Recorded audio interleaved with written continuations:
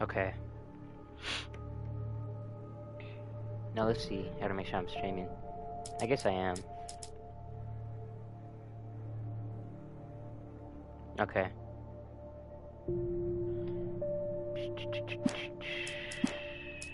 Let's continue the game. Help you folks? Name's Randolph. I'm the manager.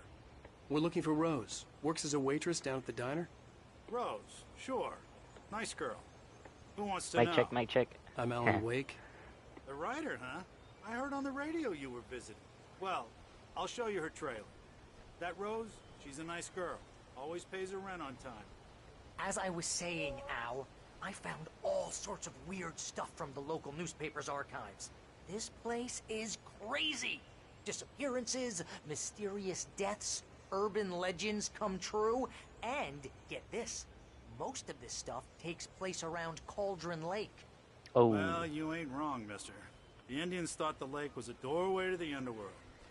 I'm the God-fearing type myself. I don't hold with that sort of thing. Yeah, okay. Anyway, there was an island there owned by a guy called Thomas Zane. Now, some of the articles I found about him make him out to be a famous writer, but I ran a bunch of searches, couldn't find a single thing he wrote. Zane was heavily into diving, so much so that the place came to be called Diver's Isle. But the volcano under the lake erupted in 1970, and Zane went down with the island. What?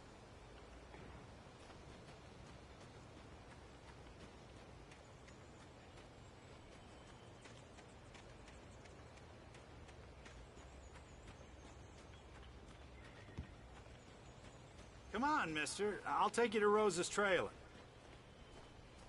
So it's an army veteran or something?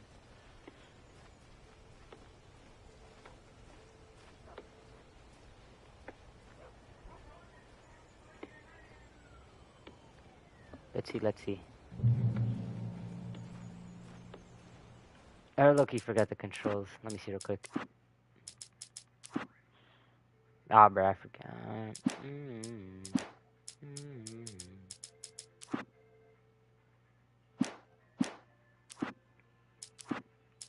Let's turn these on real quick. I beaten Red Dead Redemption 2. Nice, nice. Ooh, that's a little fuzzy.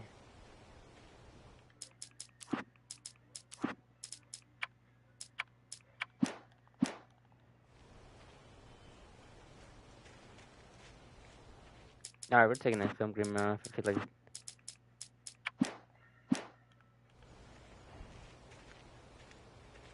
Yeah, how about that? It was there in the morning, as if it had fallen from the sky.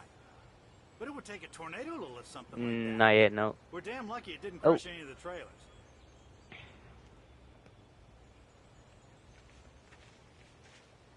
I could eventually start live streaming Red Dead. I thought this was her trailer. What are we doing? I guess it is, huh? Is it?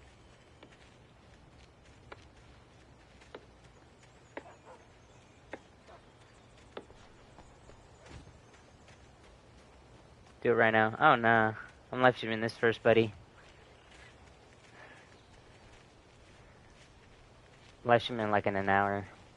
I'd say maybe. Time is it? 1. It gets better.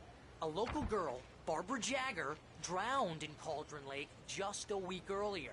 They were lovers. Barbara. Sure, Jagger's a local spook store. The Scratching Hag. Comes for you in the dark. Childish stuff like that.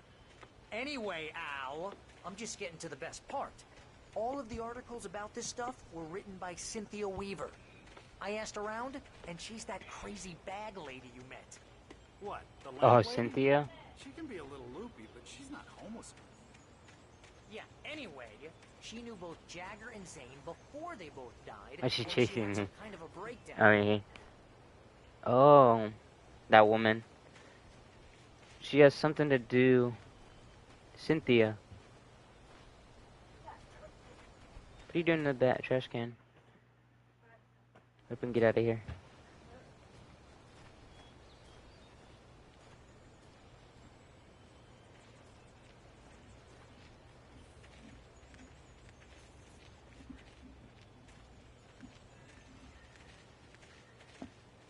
Well, mister, this here's Rose's trailer.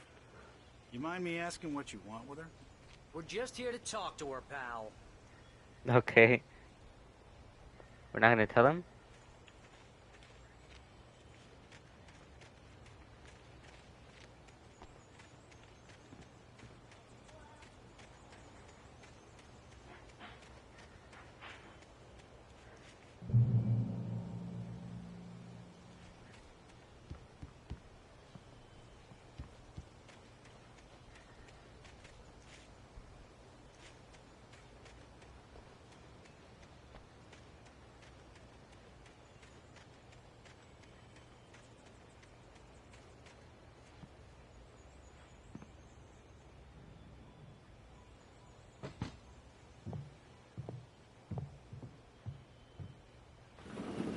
Welcome to... Oh dear, Mr. Wake. I'm so glad you're here. Rose, you have my manuscript? Oh. Oh yes. Yes. Please, come in. Hey, this is really good. Rose, Yes, my manuscript. I really need it. I understand. I know what you need. A muse to inspire you. Oh, for Barry? She doesn't have anything. Yeah, hey, Al, what's... Oh... Barry! What? What?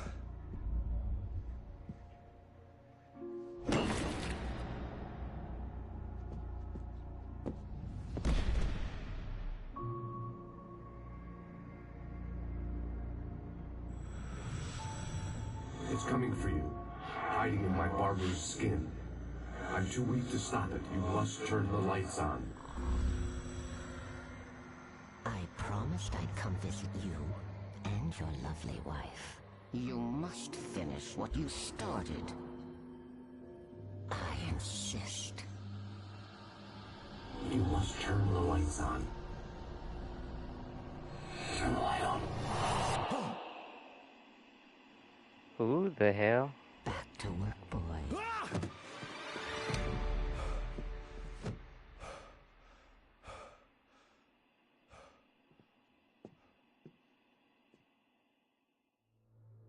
I felt nauseous, hungover. Only anger kept me going. I can't tell reality from dream anymore, but it seems I have an imaginary editor to help me. She's an old woman in a funeral dress. I call her Barbara Jagger. She's very strict. I'm writing faster and faster. My manuscript is being heavily revised. The edits are getting very aggressive, and each day there's less of me and more of her. I hate it, but I know she's right. She promises me I can save Alice this way. She knows more of this than I do. About the complex incantation I'm attempting. About this place. She's worked with another writer under similar circumstances, Thomas Zane. The genre of the story seems to be shifting. It's turning into a horror story. I'm getting close. I can feel it.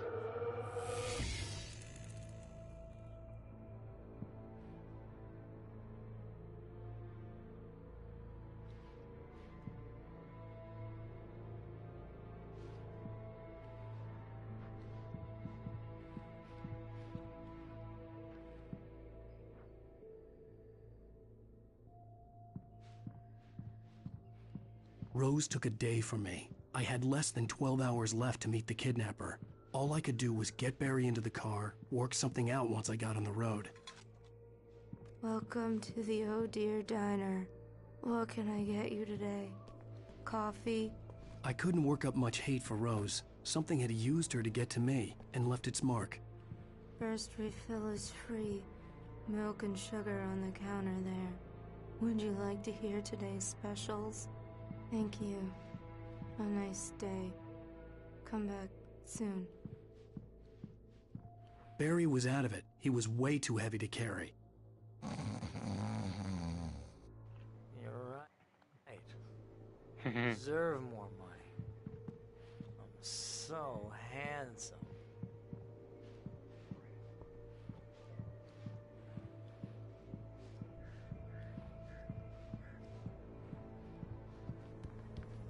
My gun and flashlight were gone. I'd have to find a way to get Barry into the car as quickly as possible. There was no time to waste. Randolph calls the police. Mr. Randolph liked Rose. That little smile she had. How she was still sweet when life had tried so hard to make her bitter. It wasn't any of his business what she did in her trailer. But those strangers, the writer and his smart-ass sidekick, looked like trouble. And they'd been in there for hours, way past her normal bedtime. He reached for the phone and called the sheriff's station. What?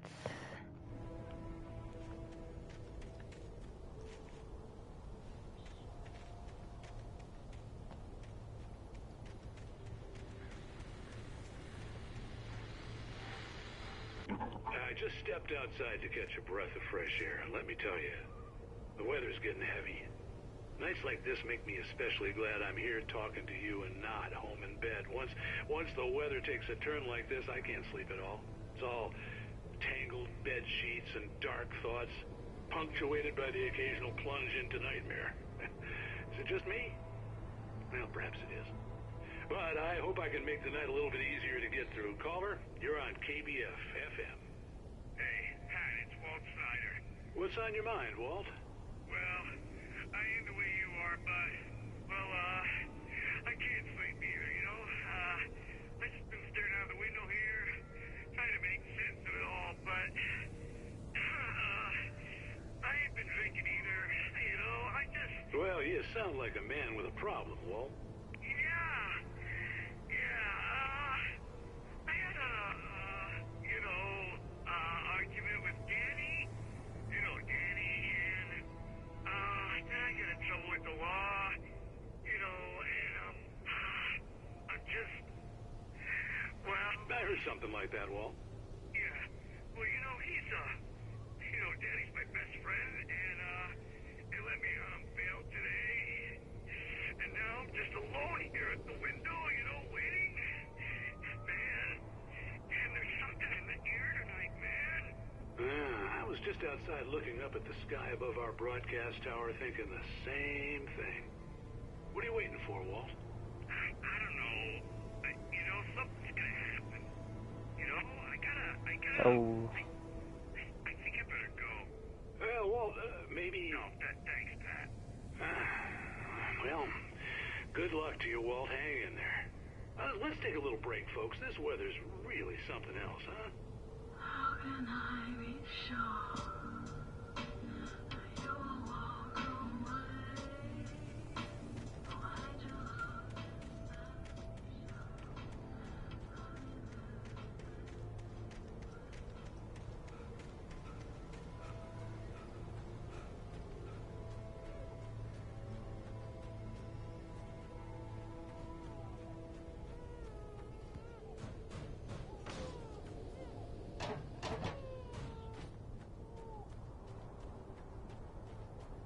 Oh, you're gonna get it now. God knows what you've done to that poor girl. This is Agent Nightingale, FBI! Get him up, Hemingway! You're under arrest! You move a muscle, I'll unload right in your goddamn face! Stay right where you are, Spillane!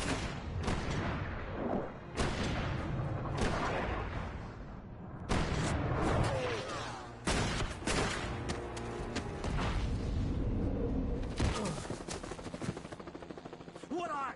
I'm standing right here, you goddamn maniac!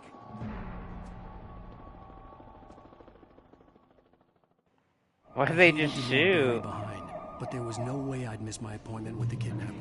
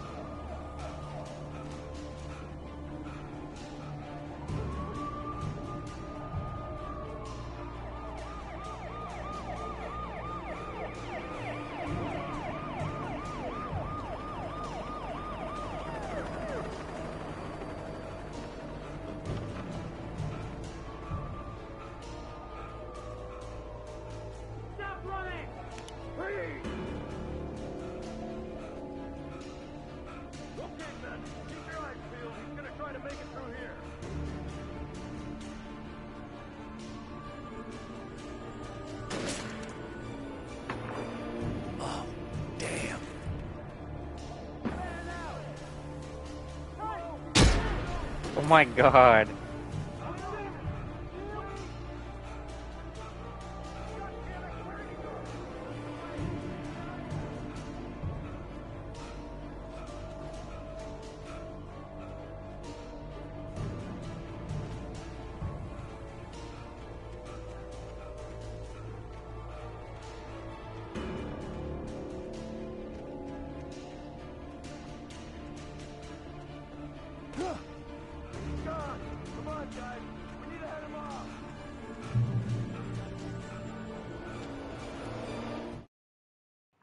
The dark presence For decades, sleeps. the darkness that wore Barbara Jagger's skin slept fitfully in the dark place that was its home and prison. It was hungry and in pain.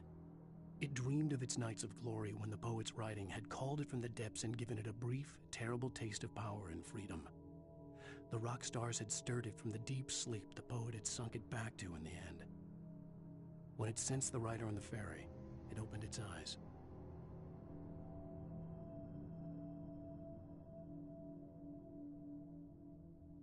Okay, I don't really get this thingy. For decades, the darkness that wore Barbara Jagger's skin slept fitfully in the dark place that was its own. That was its home in prison. It was hungry and in pain.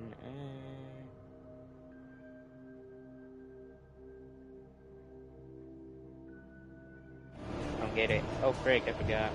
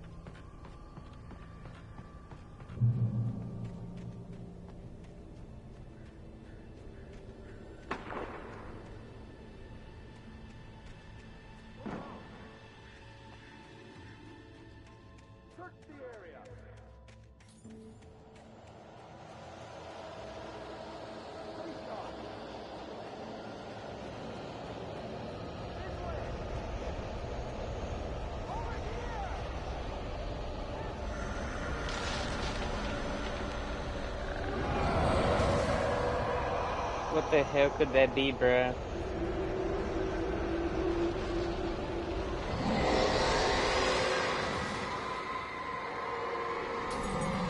Andy.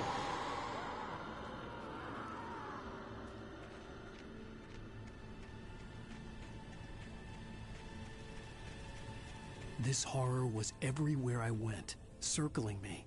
The cops didn't stand a chance. They were after a writer, not a monster.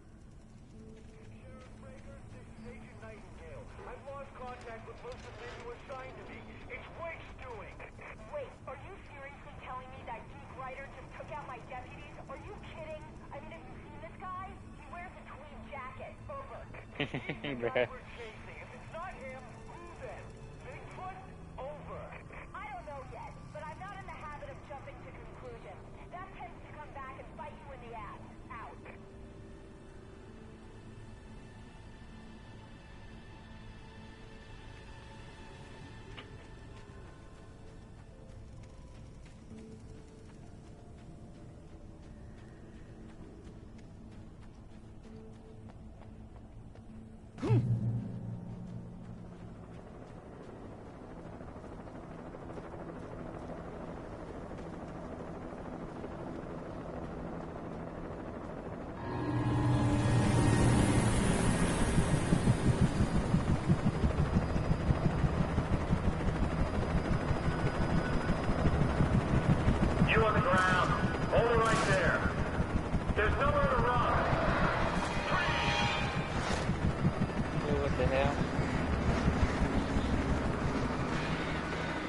Oh my god.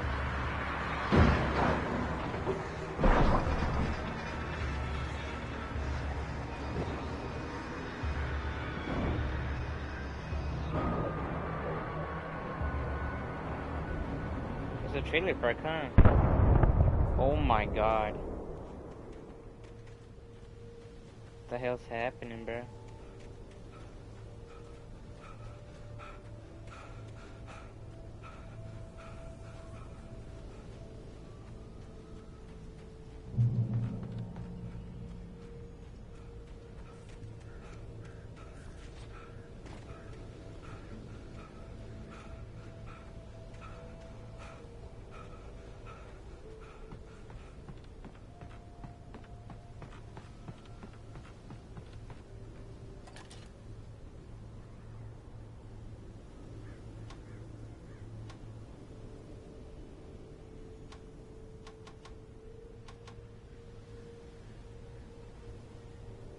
Isn't it the gas station?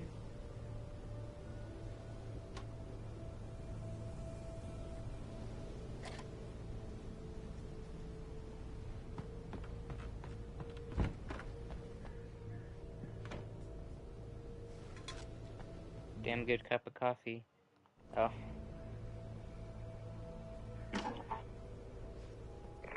This is James. Mulligan, Thornton, come in. Over.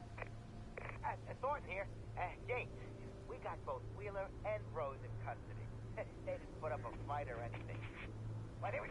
Hey, Mulligan, what are you doing? Come on. Sit down and give me that. James, Mulligan here. Over. Go ahead, Mulligan. Over. We got Wheeler and Rose here. Wheeler's drunk. Oh, Wheeler. Speaking of which, that Fed had a pretty distinctive whiff of Oda Scotch about him, you know what I mean. Over. I don't have anything on that, Deputy Mulligan. Over. Well, whatever. Anyway, Rose is just being plain weird here. You better get Doc in to take a look at both. Over. Gotcha. You better get them here quickly. The, Fed's gonna want to interview Wheeler. Over. Oh, yeah, I'll bet he does. Looks like they have a lot in common. Mulligan out.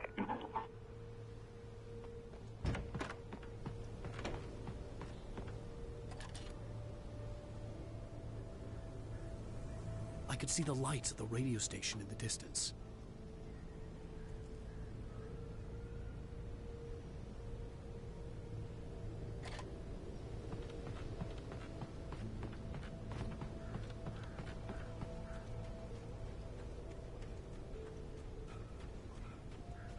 I imagined that the broadcast tower in the distance was part of the local radio station.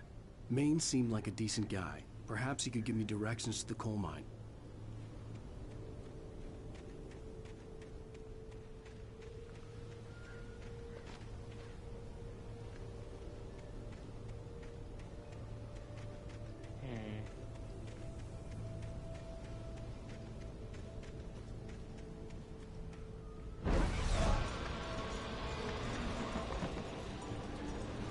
Unnatural shadows clung to the gate. The darkness that was after me was trying to stop me. I wouldn't get through without a light.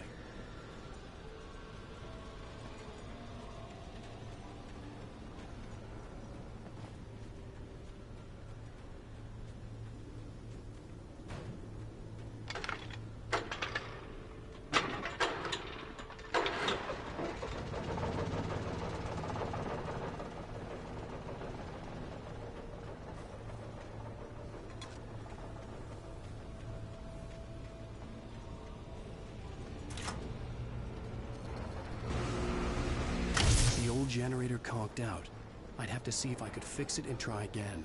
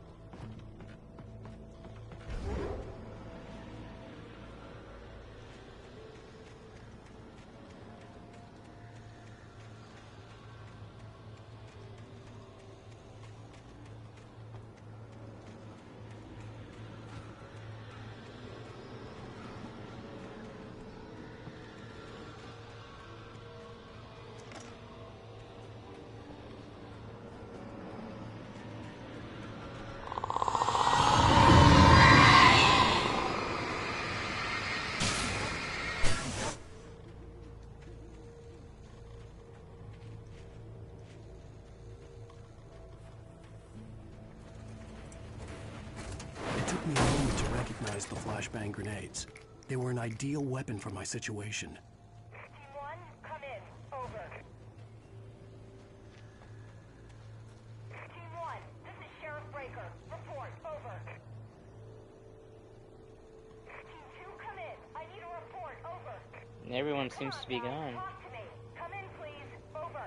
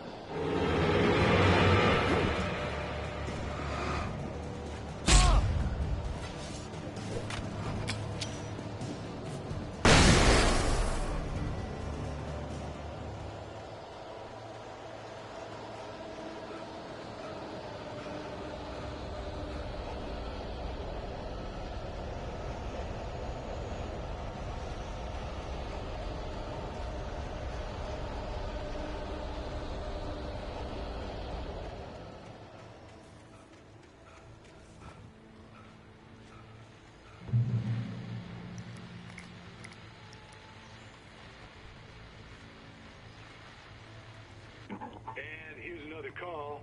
You're on KBF-FM with Pat Maine. It's Milt Peabody, Pat. What's on your mind, Milt? Well, I live near the trailer park, Pat, and there's a big ruckus going on over there. Well, that's just up the road from me, too. What's going on, do you know?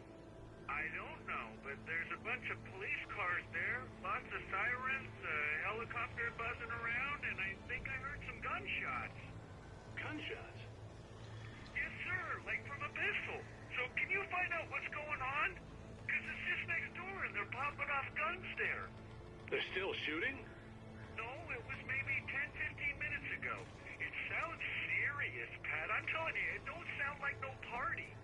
Well, I'm certainly going to give the station a call, Milt. Okay. You'll hear it here as soon as I hear from them. Okay, thanks.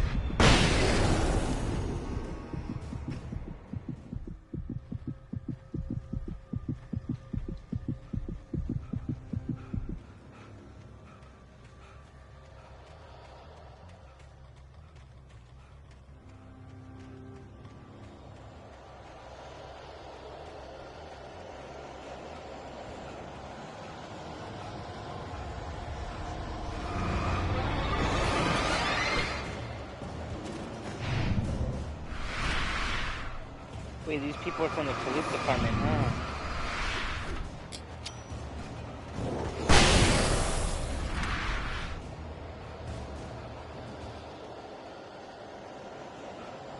It seems that way.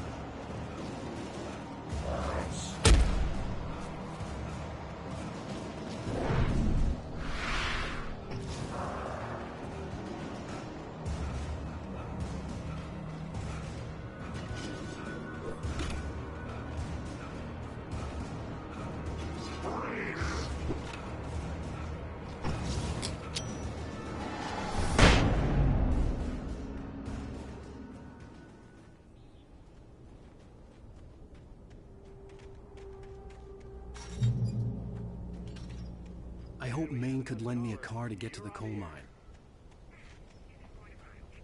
Oh, hello, Lorna. What do you have for us? What's this dude? I just don't see why the cops bother with the trailer park. What do you mean? It's a trailer park. Of course you're going to have trouble in a place like that. I mean, what do you expect? The sheriff should be helping us normal citizens instead of wasting resources on those people. Those people? Let the trash sort themselves out. I'm sorry, but my granddaddy settled in Bright Falls in 1911. Well, thank you very much for that compassionate viewpoint, Lorna.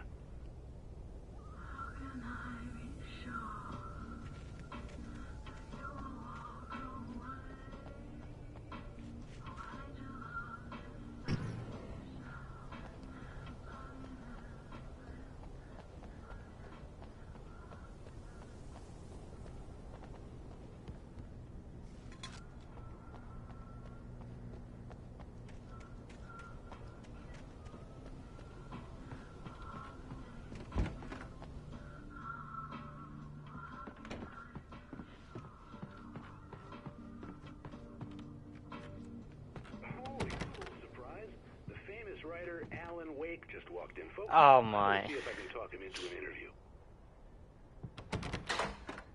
Come on in, Mr. Wake.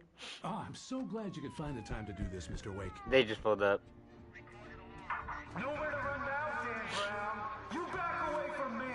Don't hurt it. Whoa. Everyone calm down. Put the gun down. We're all friends here, right? Cool your jets, Nightingale. We got him. Judas Priest! What the hell's the matter with you? There's a civilian in there. God, we gotta run.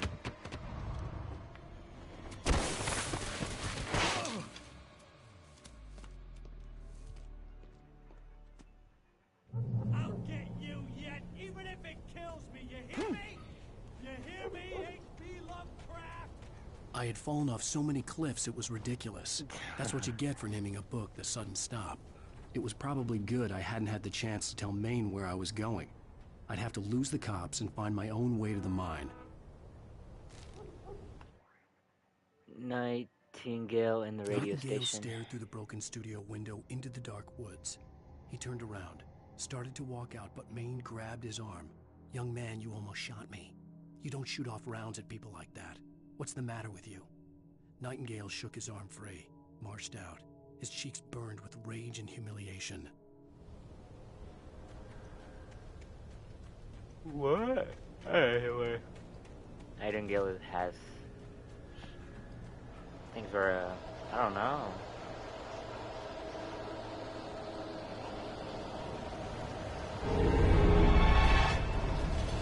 Oh, frick. Ah! Oh my goodness. Turn the power on immediately.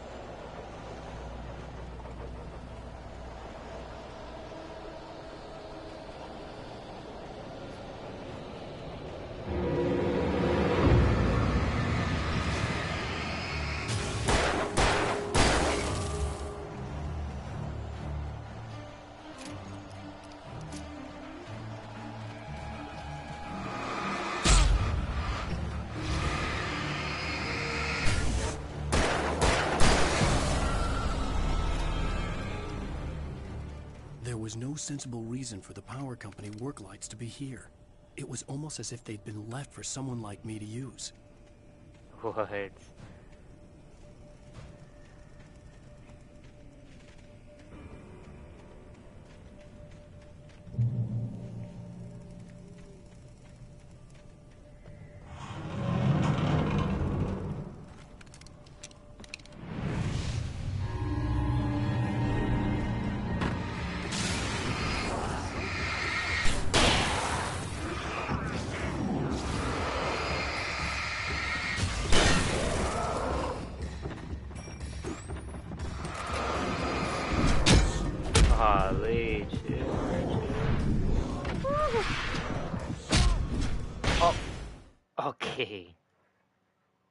Fort taken.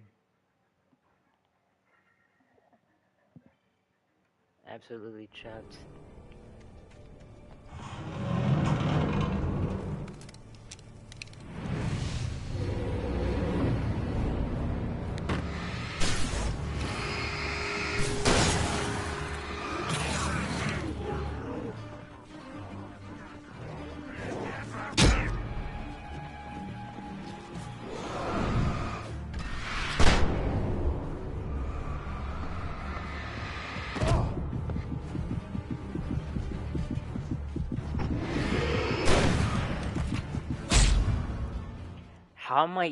How do I die to this, bro? It's pissing me off.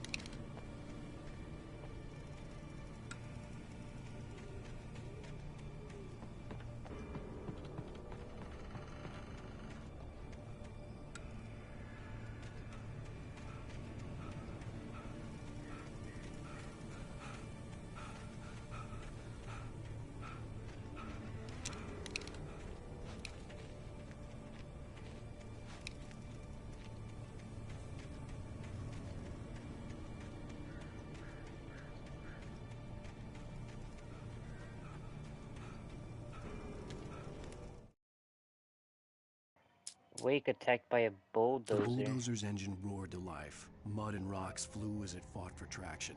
It crashed through the concrete wall and landed heavily in the yard.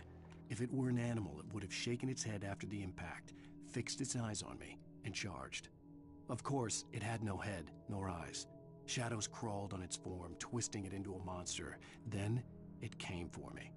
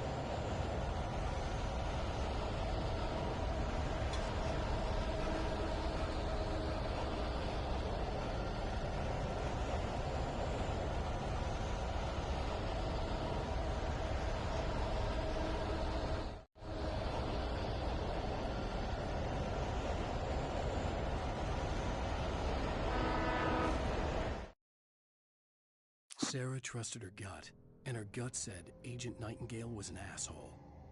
He felt wrong, and it wasn't just the smell of stale booze. It was in the way he flashed his badge, pulled rank, the look in his eyes when he wanted answers. Where was Alan Wake? What was this about an accident? Where was his wife? And most importantly, why did she let Wake go? He wouldn't answer her questions. Federal business was all he'd say.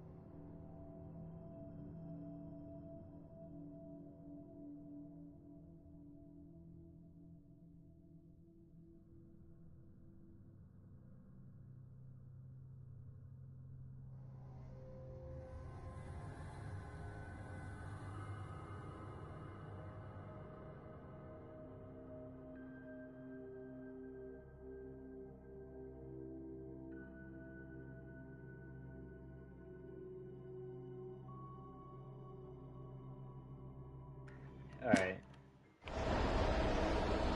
They're loud.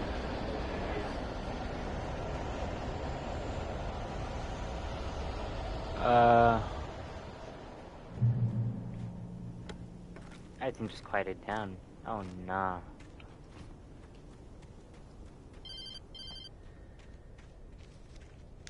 Hello? The most stubborn man I've ever met. Alice? Alice? Alan, I'm so afraid. Keeps me in the dark. Please help me. I look at you, Alan, and it's not you. Something else. Looking out from behind your eyes. Alice, I'm here. I'm so alone here. It's all gonna go to hell. You need to be careful. Cooperate. The connection had been terrible, but that wasn't the only thing that hadn't been right with the call. She sounded wrong somehow, but she had called me.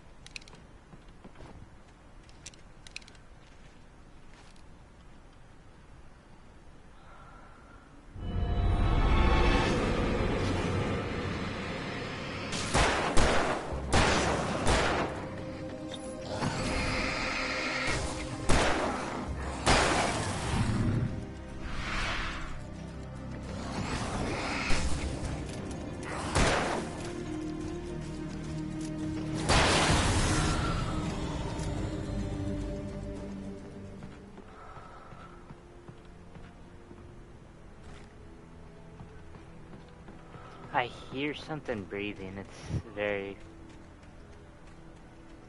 iffy.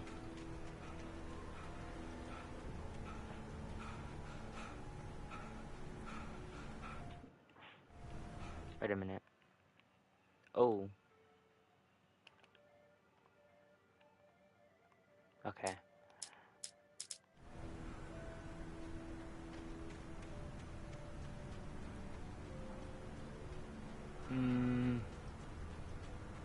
There's a train station. I almost missed this. Wait, attacked by possessed objects.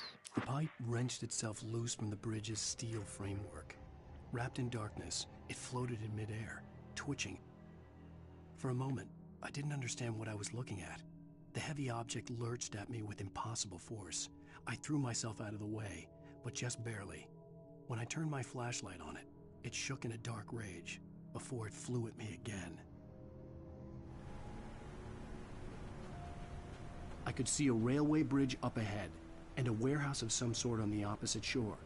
I hoped I could find a car from there.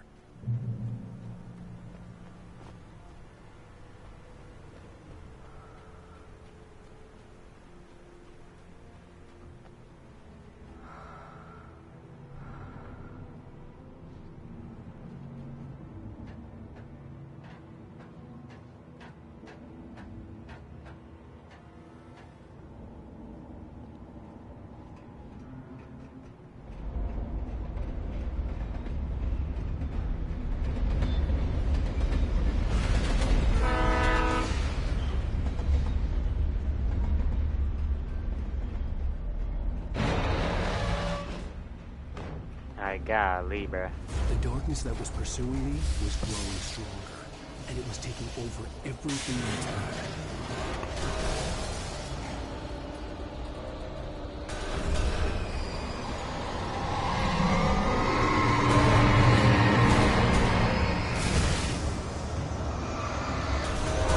Oh my god. Let's do this.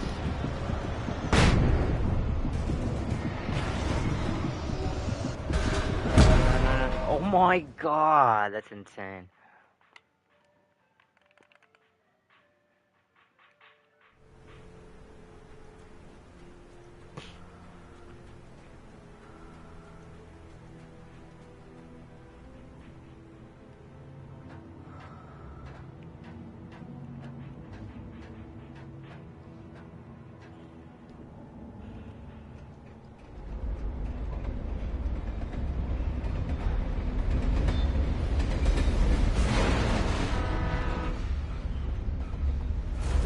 That was pursuing me was growing stronger, and it was taking over everything in its path.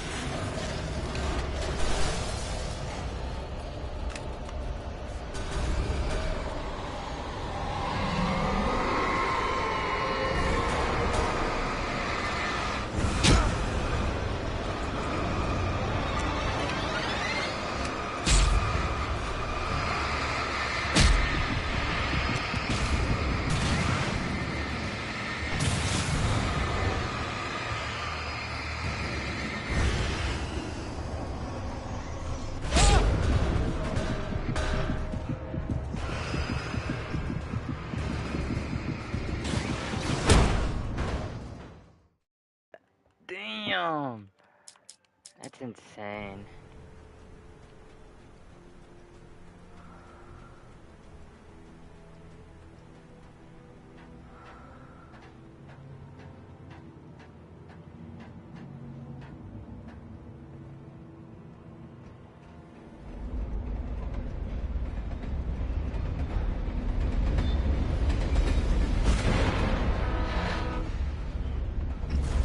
That was pursuing me was growing stronger, and it was taking over everything in its path. What the hell?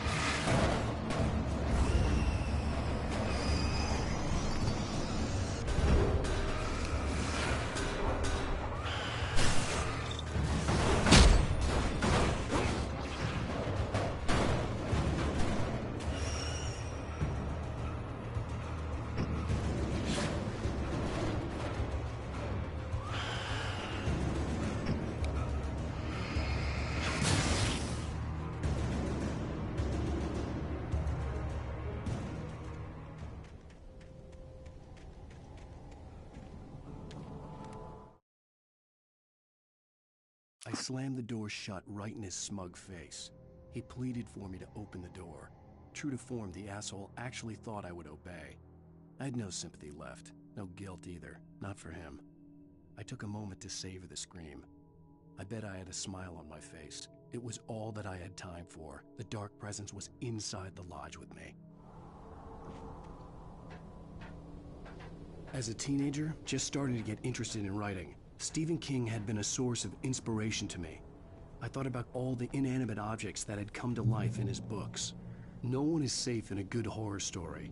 Certainly not the protagonist. That's what makes them fun. This was anything but.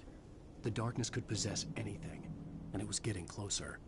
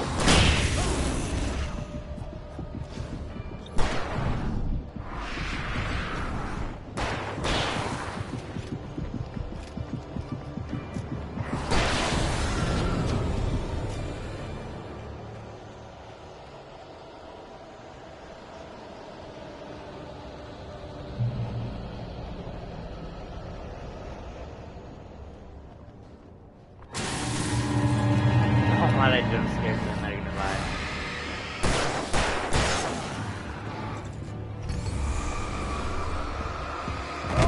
I can't ever dodge that dude's attack.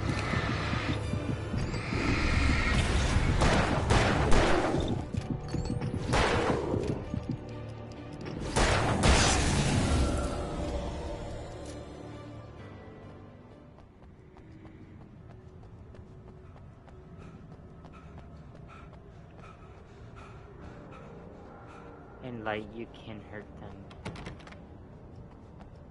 Open the door.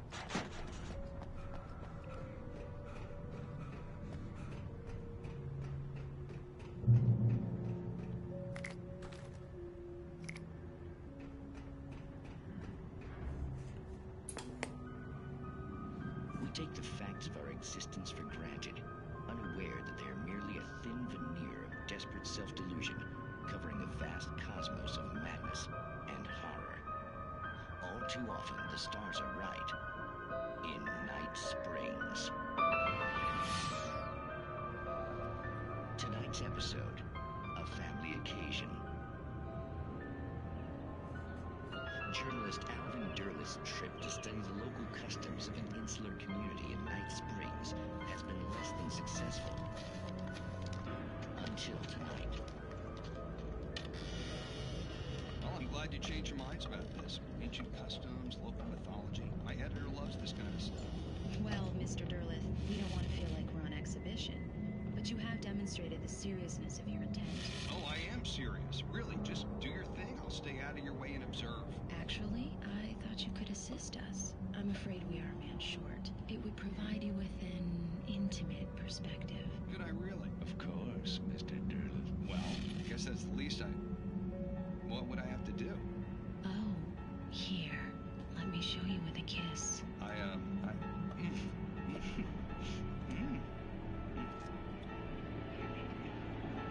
did you...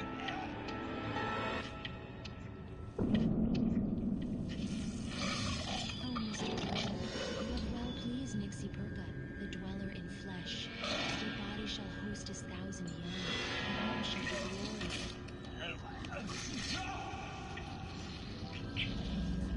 Shh, darling, be calm. Shh. Alvin Derleth learned a harsh lesson. If you go looking for mythology, it may come looking for you. And such quests always bear fruit. Night Springs.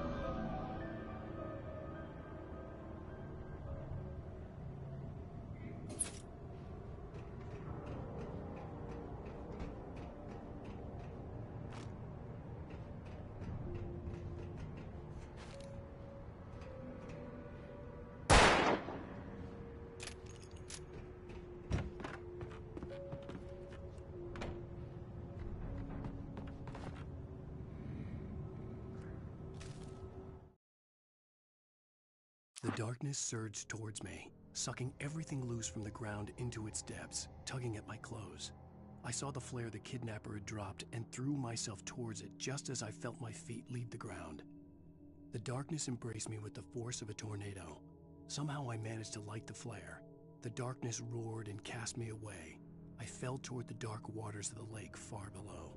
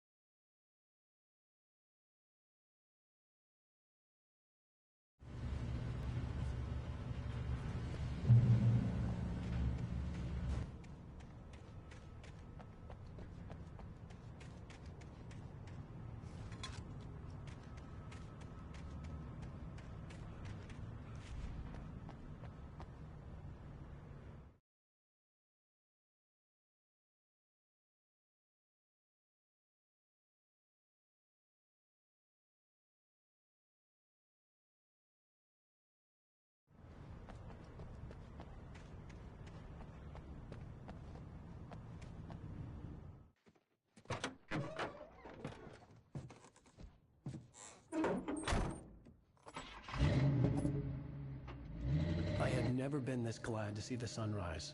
I had a couple of hours to get to the coal mine.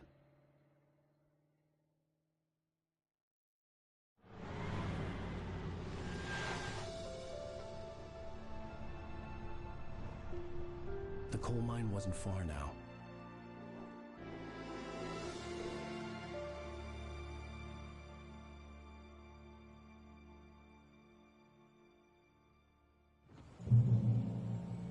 Today, I would meet the kidnapper, and he would give me Alice. I wouldn't give him any other choice. A drowning man will clutch at a straw.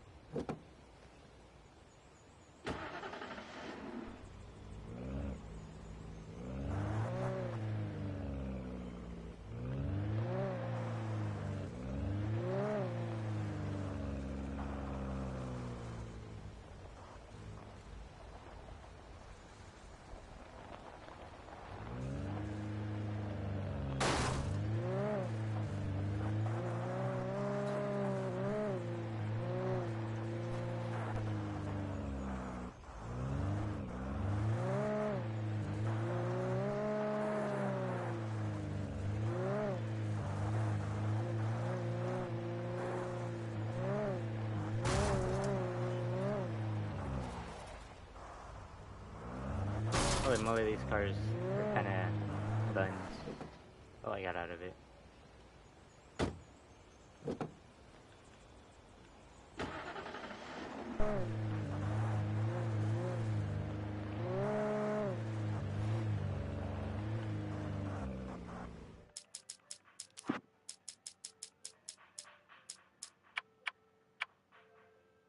Video commentary? What the frick's that?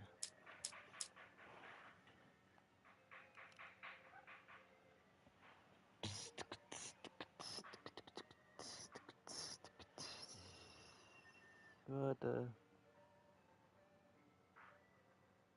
Luck is mathematically impossible.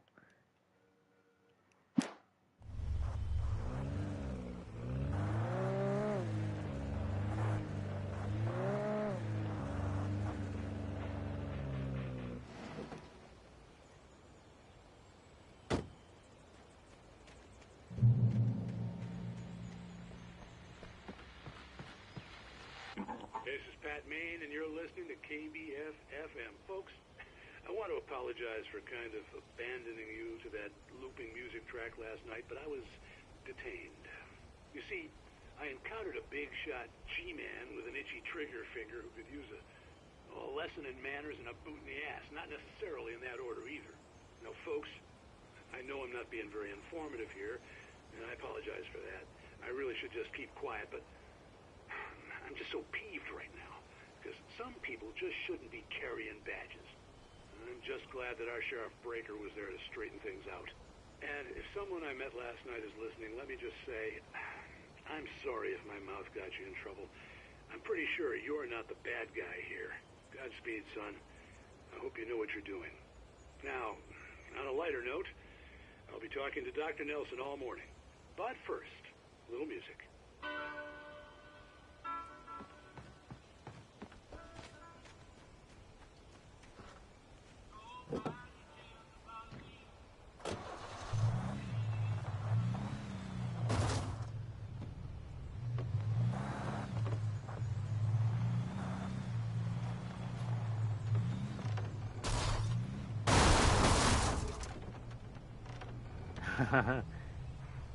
Pretty funny. Where are we anyway?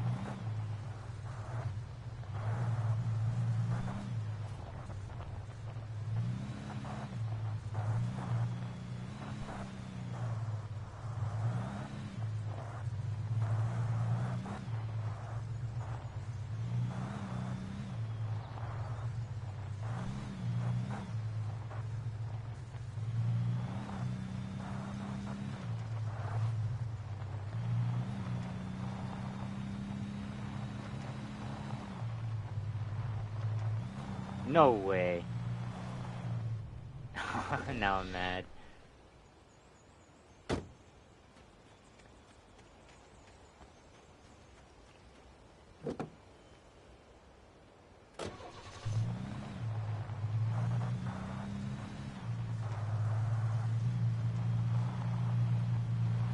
Even during daytime, I was being stalked.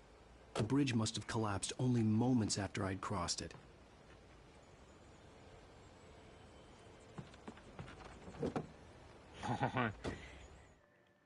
They're not opening the door.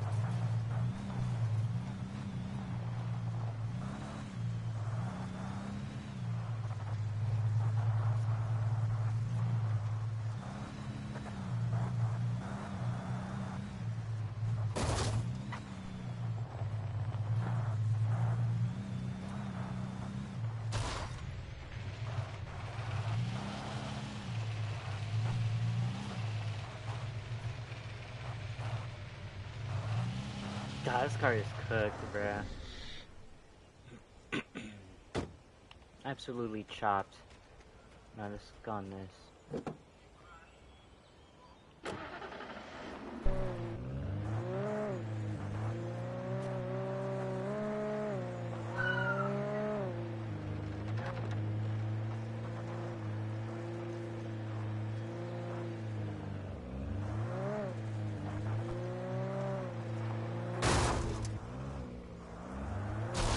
Okay. Oh my.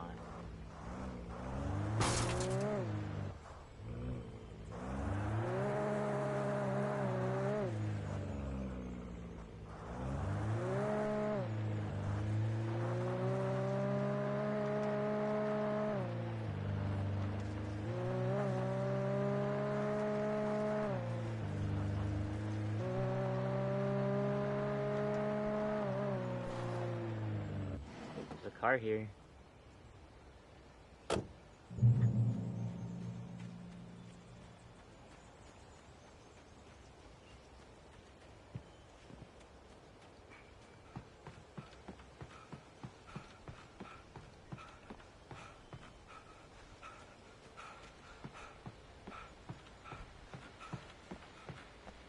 Isn't that where I was?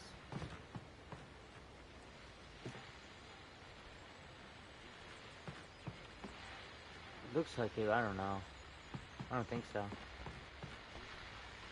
Welcome back to KBF FM. Hope you enjoyed that tune. Now, Doc, you were talking about life and finding that special someone, that soulmate. Well, you were talking about that. I was saying I don't buy it. Well, see, to me, that's strange, because I always pegged you as a hopeless romantic. You got me there, Pat. But I think love's where you look for it. And you need to do a lot of looking, sure. But the idea that there's that one special person out there for you, and if you miss that chance, it's gone forever, and you're forever incomplete. I mean, isn't that depressing? Or childish, even? There's plenty of fish in the sea. Apparently, a fisherman has a fishing analogy for everything, but what you're saying, isn't that a little harsh? Well, no. What I am saying is that your potential for finding that connection isn't limited to what's essentially a chance encounter. How is that harsh? Yeah, well, I guess that's a nice thought, but let me say something personal here. Okay. Now, well, I don't disagree with you exactly, but I can't really fit that together with what I feel, what I felt for someone, because she was the one. She was. And I let her drift away from me. Maybe I didn't put in the work, I don't know, but, well, since then, and it was a long time ago, but since then, there hasn't been anyone, not like her. And I'm not saying I dwell on her or haven't moved on. I like my life. I'm not living in the past, but I do miss the way she completed me. You can't argue with the heart, Pat. I'm sorry, folks. I had kind of a scary experience last night, and let's just say it's shaken a few things loose.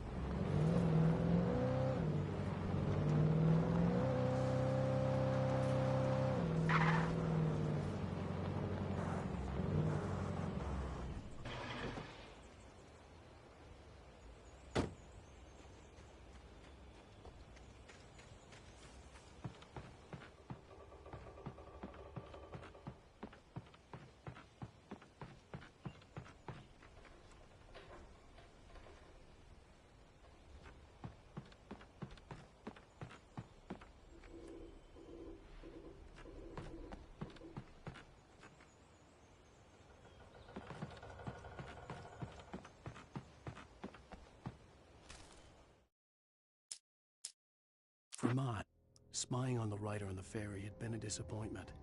His boss had made Wake out to be something special, but Mott hadn't been impressed. He'd gotten a good long look at the wife, though, and he liked what he saw. Mott had fantasized about goading Wake into a fight, but it hadn't happened. Still, he'd get his chance to see if the writer had anything in him. He'd been promised as much. Oh my god.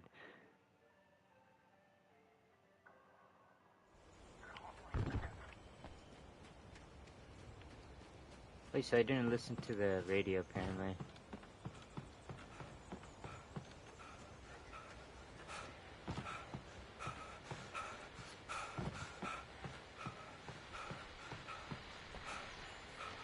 Welcome back to KBF FM. Hope you enjoyed that too. Now, Doc, you were talking about life and finding that special soul. Well, you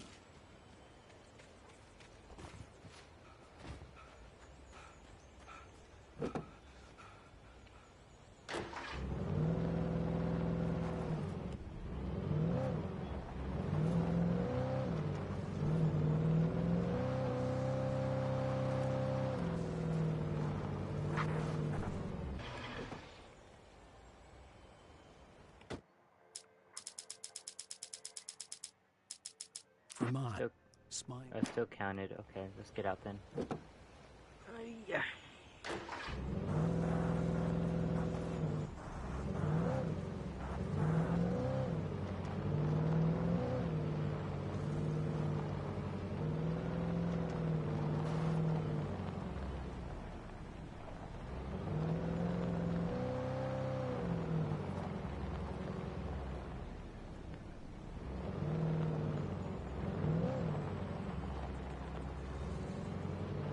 I was early. I was supposed to meet the kidnapper at noon in the main building. The coal mine was quiet. It was a museum now.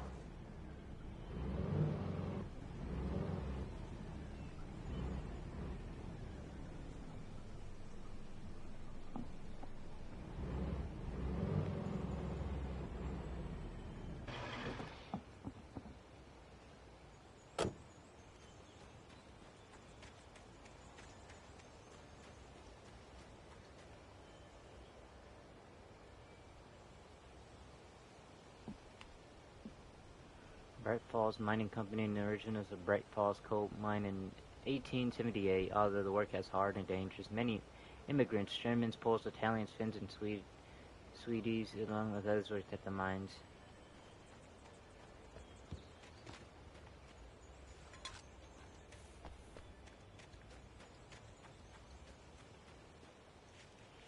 Lucrative at first, the mining steadily declined in the 20th century. The seams were rich and hard to get at. Volcanic activity in the area made the mine shift dangerous.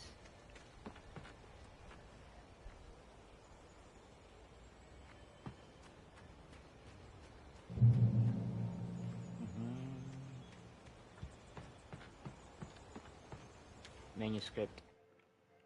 Sarah and the radio Nightingale station. gone and the night wind blowing in through the broken studio window. Maine stared at Sarah. The sheriff looked away. Maine's voice shook with barely controlled anger. That boy's doing more drinking than thinking. I hope you know what you're doing, Sarah. He's got a sickness in his eyes. You take my word for it. He wants Wake for a reason, and it's not for anything good.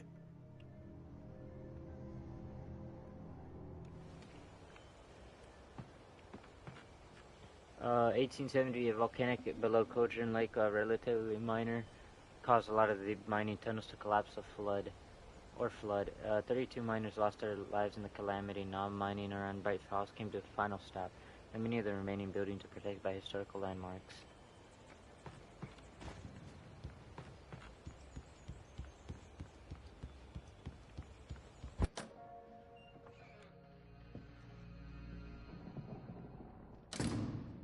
I didn't want to go outside. Cops had to be looking for me. The noon sun turned the place into a sauna. The day dragged on. Different scenarios ran through my mind. Ways of how I'd torture the kidnapper to get Alice back. Or the different horrible things he could have done to her. I imagined her dead. I had no way of knowing she was still alive. It was killing me. I was running on blind hope. It was all a waste of time. The bastard never showed up.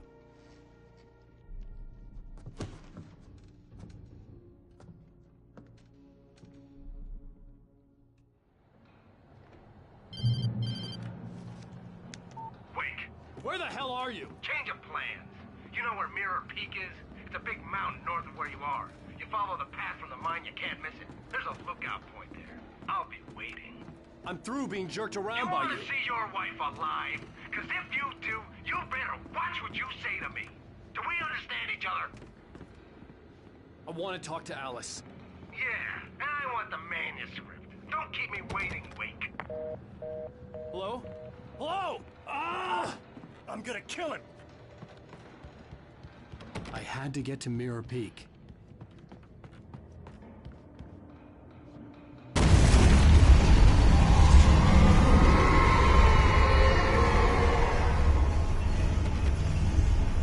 It was close. Maybe closer than ever before.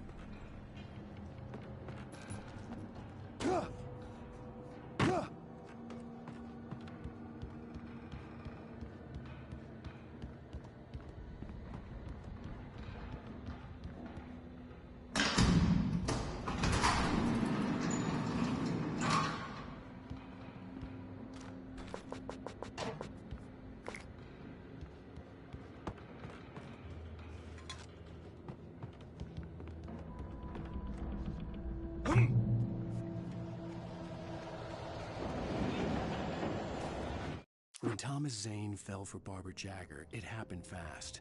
She was young, vibrant, and beautiful, full of life. He had never been a very happy man, and without any seeming effort, she had changed all that. Zane felt good for the first time in his life. Everything she did was another piece of a jigsaw puzzle he hadn't even known he'd been missing. And best of all, she made the words flow, strong and sharp. She was his muse.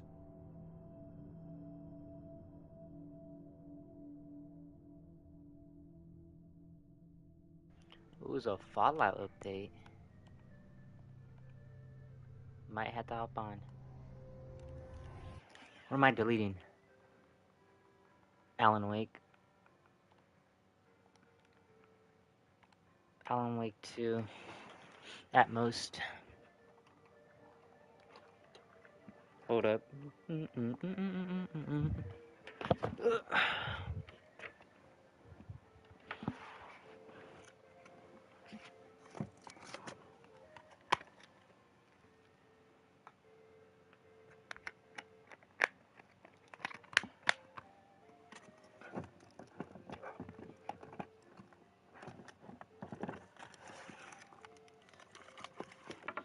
Oh, there's so many games just stacked here. I gotta beat Shadows of the Colossus, do this and that. Holy moly guacamole.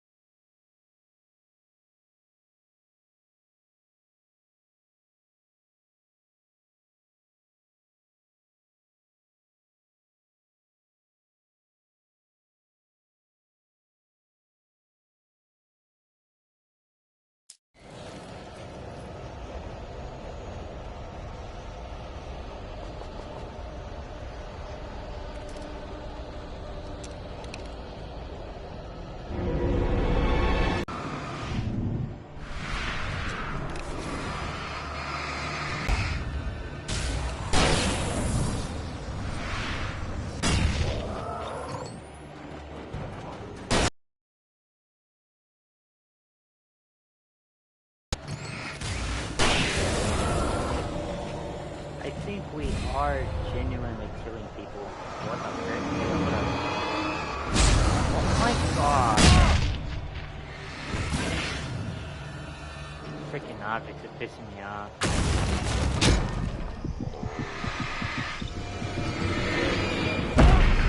Yeah, what the frick? That's pissing me off, bro.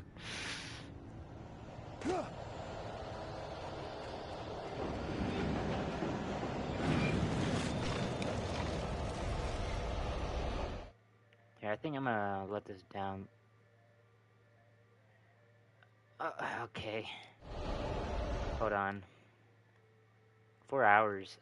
That's 100 gigs. I don't know if that's gonna be good in the live stream or not.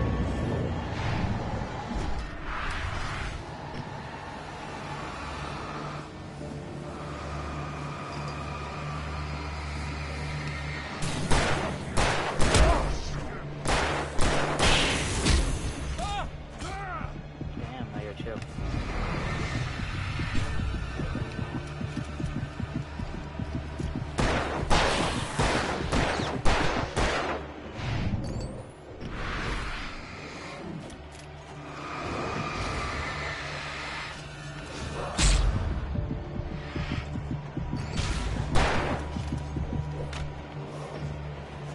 Oh my god. What do I even do here, bro?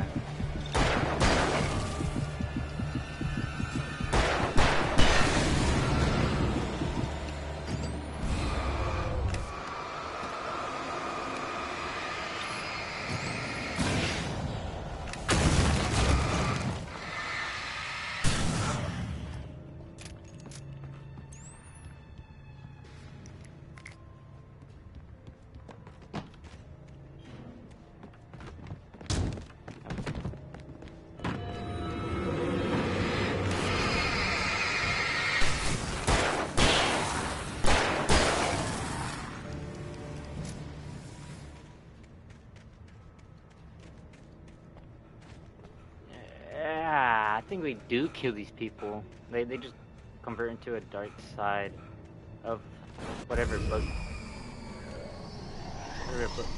What?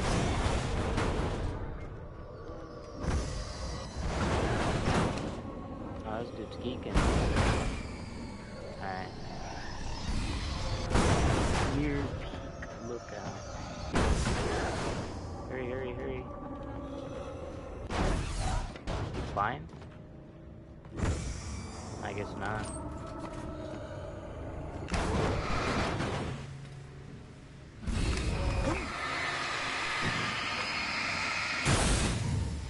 Oh, you too. That's scary.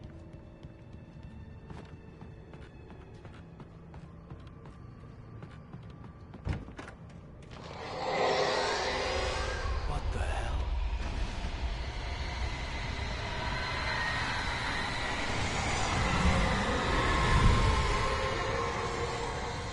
What the hell is that?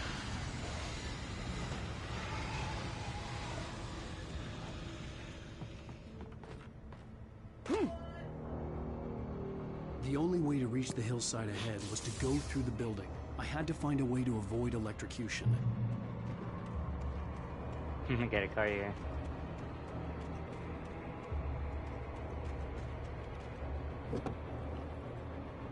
On the mobile. Wait a minute. Yeah, 4 hours. Ooh. Oh, it's slowly going low. I would end this chapter. Get that night spring music.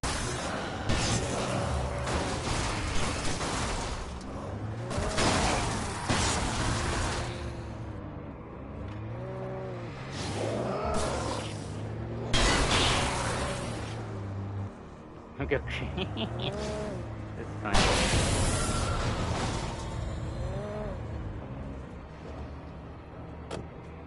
Why'd you walk off like that?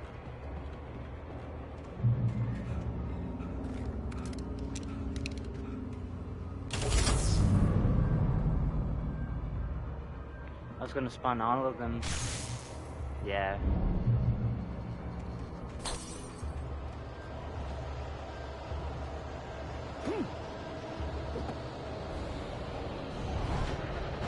Whoa. Let's go. Oh my god. Get out of my way, bro. Oh.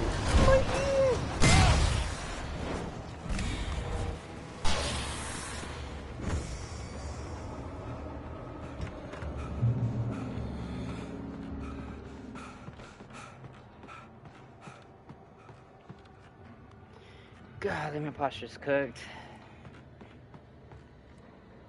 I'm alright.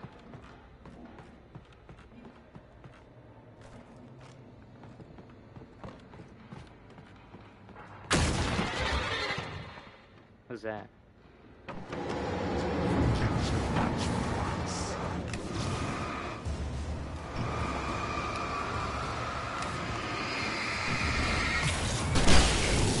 I shot a hole. That's the wrong gun.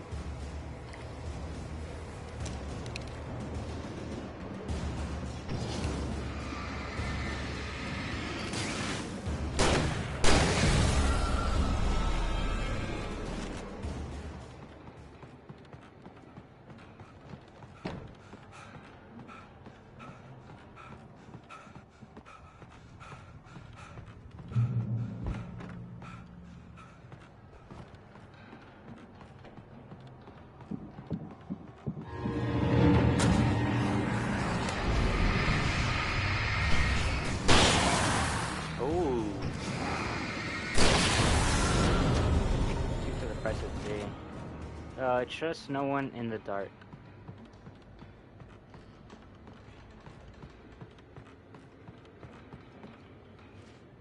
Where do we go? The high ground.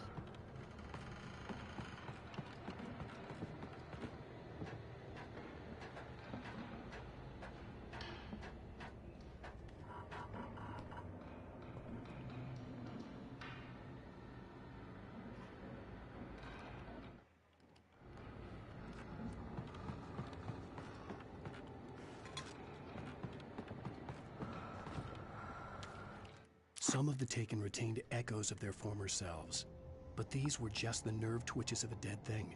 Nothing remained but a shell covered and filled with darkness. In most cases, these puppets were enough for the purposes of the Dark Presence. But for anything more elaborate, as with the writer, it was different. It needed his mind. And so rather than taking him over completely, it merely touched him.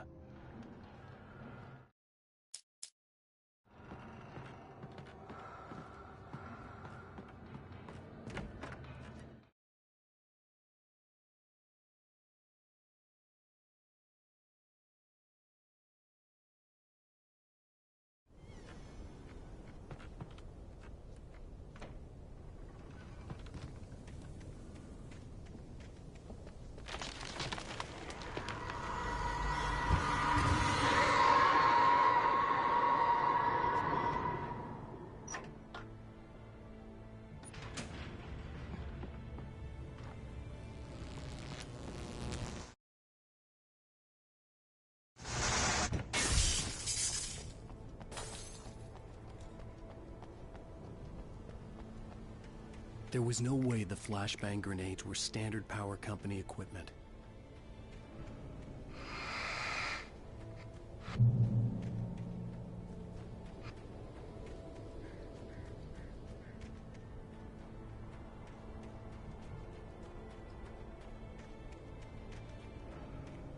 Bro. Look at a non-stall.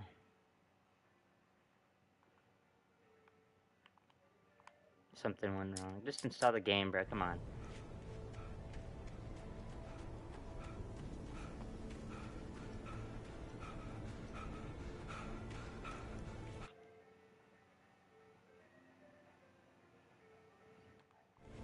I think I might have to need to clean the disc. Oh, damn. Set little traps for me here.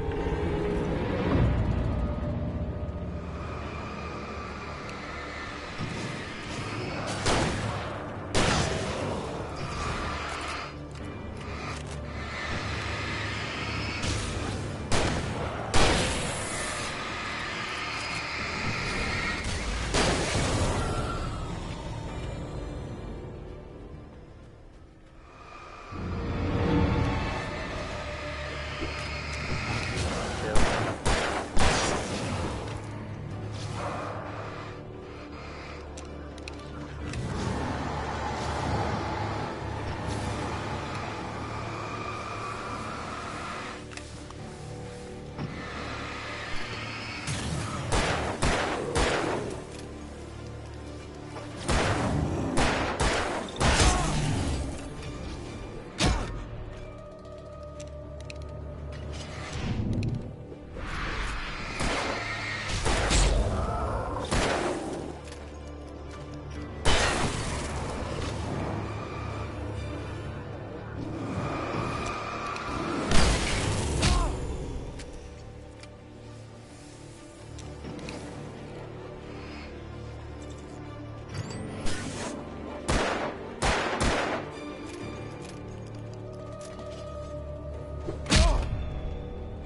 Great.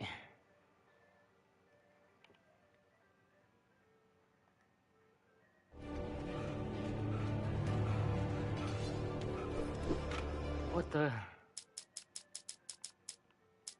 Wake and Barry in the cell. I stared through the bars of the jail cell. Barry stood behind me, swaying on his feet, looking as ill as I felt. Agent Nightingale stood on the other side of the bars with Sheriff Breaker. Nightingale had a stack of manuscript pages in his hand. He seemed unhinged as he gloated. Well, I've got you now, Raymond Chandler. It's all here. All the evidence, including conspiracy to murder a federal agent. Murder. Wait. No way.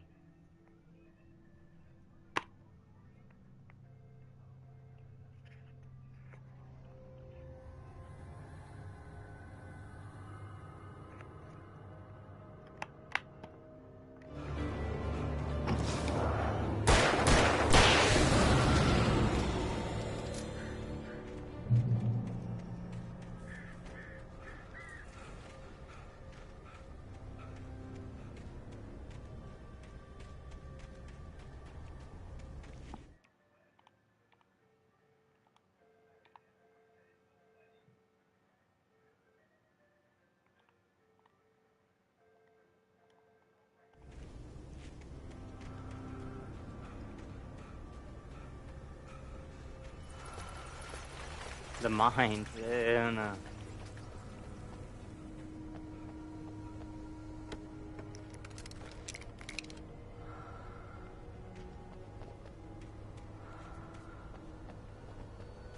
Just no one in the dark. Oh my god.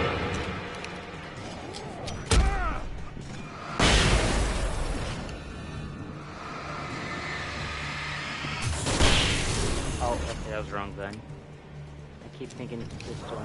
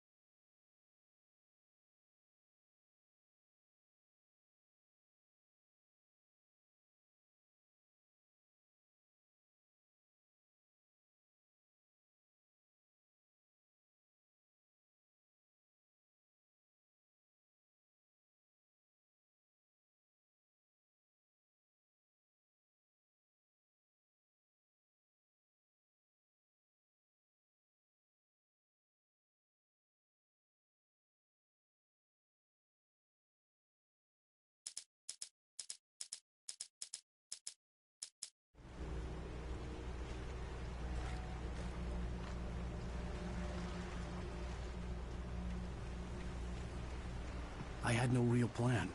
I was going to give the kidnapper all the manuscript pages I had for Alice. If that wasn't enough, I'd hold him at gunpoint and make him talk. Ooh, a pump action.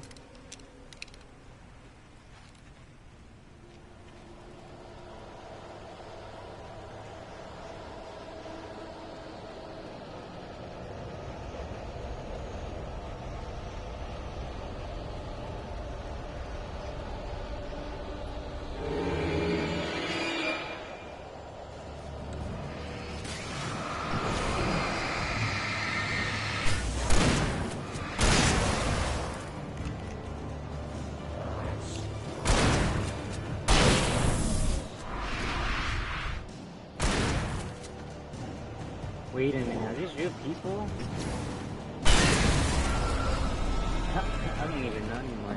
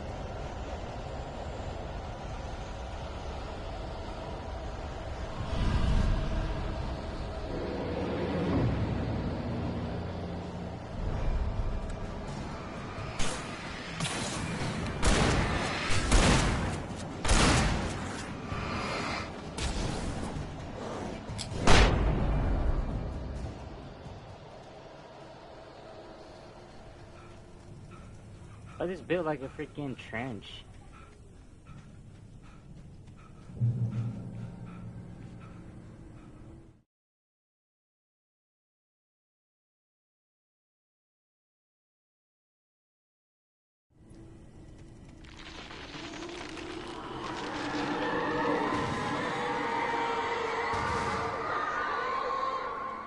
The dark presence was moving ahead of me in the same direction I was going. A cold feeling settled itself in the pit of my stomach. Was it going for Alice?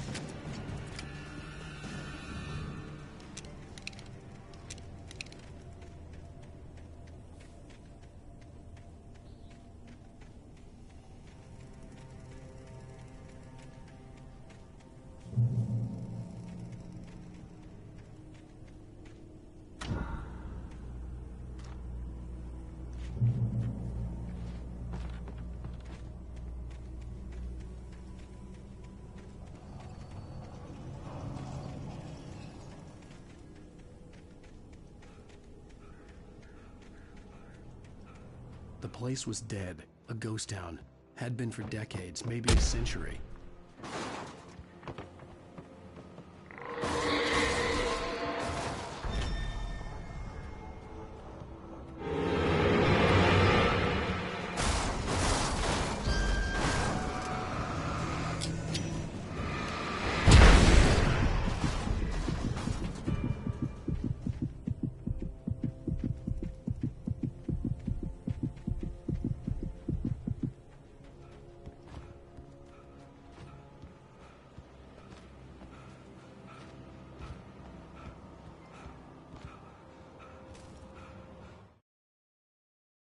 Things were never as simple in real life as in fiction. I had lost count of the times I had wished there'd be a clear reason for my writer's block. Something to fight, something to lash out on. There wasn't. I was filled with doubt. I was nothing like the hero in my books. Alex Casey had gone through his life with single-minded determination, never wavering from his goal. Even now, I was angry at myself, angry at Alice, angry at Barry. I was fumbling and I had no plan.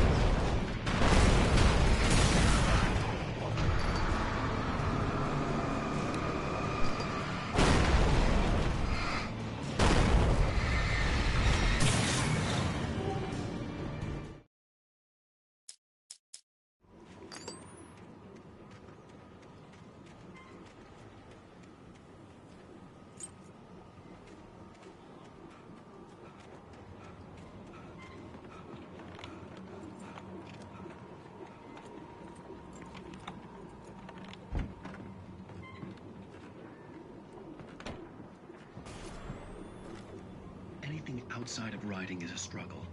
I feel ill. I managed to make my way downstairs. There's a shoebox filled with books and papers by Thomas Zane. It's very hard to focus, but I managed to read some of it. He's a poet, and a good one. He writes of muses and creators summoning fabulous things from a magic lake, using his powers to shape the world of a realm of gods and dreams and demons, dark things that wait for a chance to slip through, wearing the flesh of men as disguise.